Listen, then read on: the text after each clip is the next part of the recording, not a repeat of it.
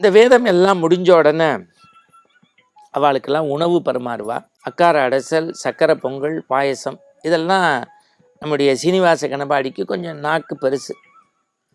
2 தடவை 3 தடவை கேட்டு வாங்கி சாப்பிட்டுட்டார். இதை இன்சார்ஜ் பண்ணவர் பார்த்துட்டார். கணம் சொல்றதுல சத்தம் இல்லை, மந்திரம் சொல்லும் போது ஒளி குறியீடு குறைவா இருக்கு. சக்கரை பொங்கல் பாயசம் நல்லா 2 தடவை 3 தடவை சத்தமாக கேட்டு வாங்கி சாப்பிட்றேன்ட்டார். எல்லாருக்கும் மாலை மரியாதை பண்ண போது சீனிவாச கணபாடிகளுக்கு கொஞ்சம் மரியாதை குறைவாக இவர் நடத்திட்டார். பார்த்த பெரியவா பார்க்காத மாதிரி இருந்துட்டார். கிட்டக்க நெருங்கி போயிட்டார்.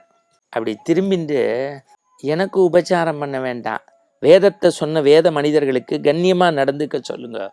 87 வயசுல முதுமை வர்றது இயற்கை. அதுக்காக அண்ணன் சாப்பிடும்போது அகங்காரமாக நடந்துக்கிறது ரொம்ப தப்பு.